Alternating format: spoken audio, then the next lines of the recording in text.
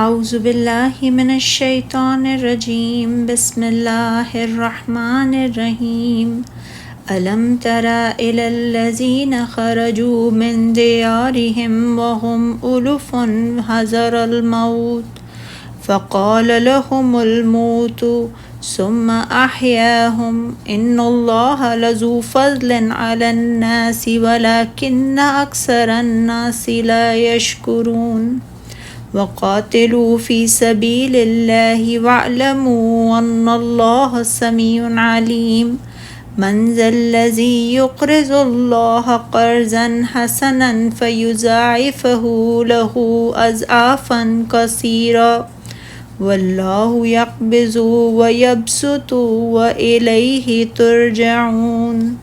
اے نبی صلی اللہ علیہ وآلہ وسلم، کیا آپ نے ان لوگوں کو نہیں دیکھا جو اپنے گھروں سے موت کے ڈر سے نکلے اور وہ کئی ہزار تھے؟ پس اللہ نے ان سے کہا تم مر جاؤ، پھر اس نے ان کو زندہ کر دیا۔ بے شک اللہ لوگوں پر فضل کرنے والا ہے، لیکن اکثر لوگ شکر نہیں کرتے۔ اور تم اللہ کی راہ میں لڑو اور جان لو کہ بے شک اللہ خوب سننے والا، خوب جاننے والا ہے۔ کون ہے جو اللہ کو قرض حسنہ دے، پھر اللہ وہ مال اس کے لیے کئی گنا بڑھا دے گا، اور اللہ ہی تنگی کرتا اور فراخی کرتا ہے، اور تم اسی کی طرف لوٹائے جاؤ گے۔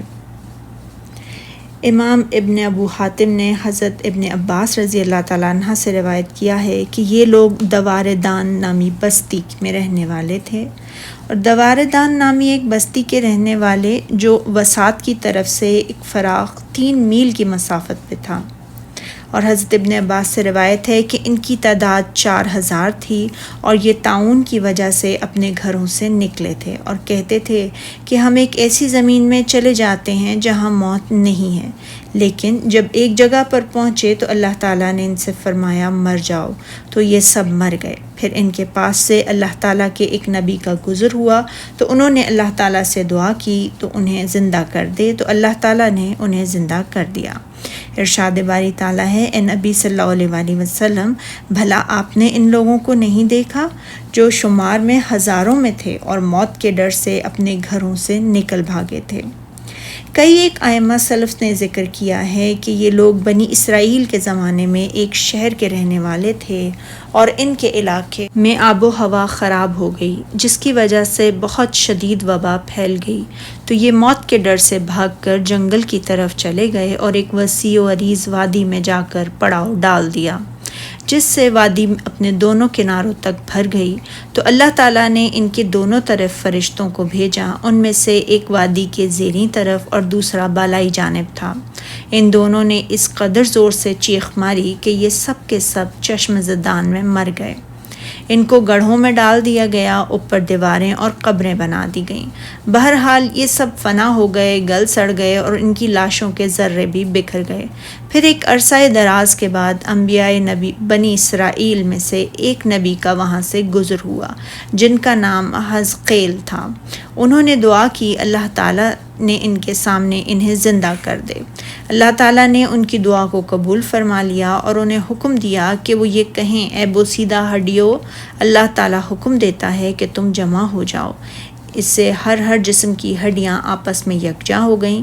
پھر اللہ تعالیٰ نے حکم دیا کہ وہ یہ کہیں کہ اے ہڈیوں، اللہ تعالیٰ تمہیں حکم دیتا ہے کہ گوشت، اعصاب اور کھال پہن لو۔ چنانچہ ایسے ہی ہوا، اور وہ یہ سب کچھ دیکھ رہے تھے۔ پھر اللہ تعالیٰ نے انہیں حکم دیا کہ اب یہ کہو، اے روحو، اللہ تعالیٰ تمہیں حکم دیتا ہے ہر روح اس جسم میں واپس آ جائے جس کو اس نے پہلے آباد زندہ رکھا تھا۔ اس سے وہ سب زندہ ہو کر کھڑے ہو گئے اور کہنے لگے اللہ تعالیٰ نے انہیں طویل مدت کے بعد زندہ کیا، تو وہ سبحانک ربنا و بحمدک لا الہ الا انت، اے ہمارے پروردگار، ہم تیری پاکیزگی، تیری تعریف کے ساتھ بیان کرتے ہیں، تیرے سوا کوئی معبود نہیں، کا ورد کرنے لگے۔ ان لوگوں کے دوبارہ زندہ کیے جانے میں جہاں عبرت ہے، وہاں اس بات کا قطعی دلیل بھی ہے کہ اللہ تعالیٰ قیامت کے دن اپنے بندوں کو ان کے جسموں سمیت دوبارہ زندہ فرمائے گا۔ اسی لیے فرمایا کچھ شک نہیں کہ اللہ لوگوں پر مہربانی کرنے والا ہے، جو انہیں روشن آیات، قطعی دلائل اور ناقابل تردید شواہد و براہین دکھاتا رہتا ہے، لیکن اکثر لوگ شکر نہیں کرتے۔ یعنی اللہ تعالیٰ نے انہیں دین و دنیا کی جن نعمتوں سے سرفراز فرمایا ہے وہ ان کا شکر ادا نہیں کرتے۔ اس قصے میں اس بات کی عبرت و دلیل بھی ہے کہ تقدیر سے کوئی احتیاط نہیں بچا سکتی، اللہ تعالیٰ کے بغیر اور کوئی ملجا و ماوا نہیں۔ یہ لوگ وبا سے ڈر کر طویل زندگی کی خواہش میں وہاں سے بھاگے تھے، مگر ان کی یہ تدبیر ان کے کچھ کام نہ آئی اور وہ بہت جلد آنے واحد میں موت سے ہمکنار ہو گئے۔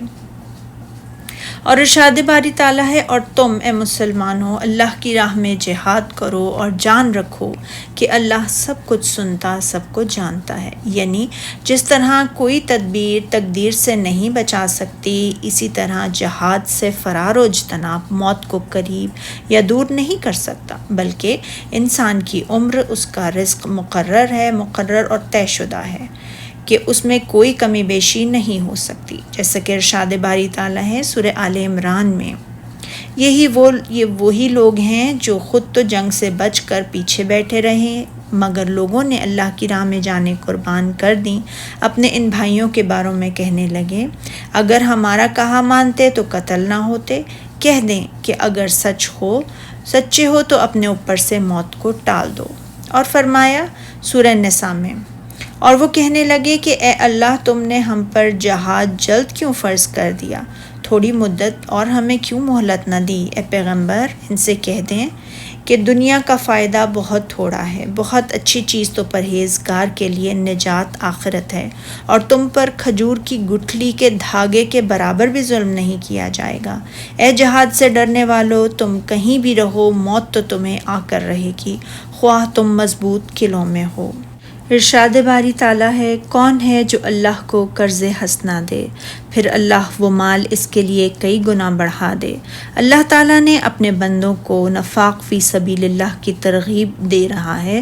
اللہ تعالیٰ نے اس آیت کریمہ کو اپنی کتاب مقدس میں کئی مقامات پر ذکر فرمایا ہے، اور اللہ تعالیٰ فرماتا ہے، کوئی ہے جو اسے قرض دے جو نہ فقیر ہے اور نہ ظالم، اور ارشاد باری تعالیٰ ہے وہ اس کے بدلے میں اس کو کئی حصے زیادہ دے گا، جیسا کہ فرمایا سورہ البقرہ میں، جو لوگ اپنا مال اللہ کی راہ میں خرچ کرتے ہیں ان کے مال کی مثال اس دانے کی سی ہے جس سے 7 بالیاں اگیں اور ہر ایک بالی میں 100 دانے ہوں، اور اللہ جس کے لیے چاہتا ہے اجر زیادہ کر دیتا ہے۔ اور ارشاد باری تعالیٰ ہے، اور اللہ ہی روزی کو تنگ کرتا اور وہی اسے کشادہ کرتا ہے، یعنی خرچ کرو اور رزق کے کم ہونے کی پرواہ نہ کرو، کیونکہ اللہ تعالیٰ ہی رزق عطا فرماتا ہے اور اپنے بندوں میں سے جس کے رزق کو چاہتا ہے تنگ کر دیتا ہے اور جس کی روزی کو چاہتا ہے کشادہ کر دیتا ہے۔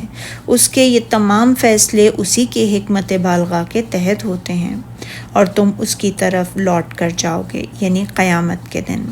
صدق اللہ العظیم۔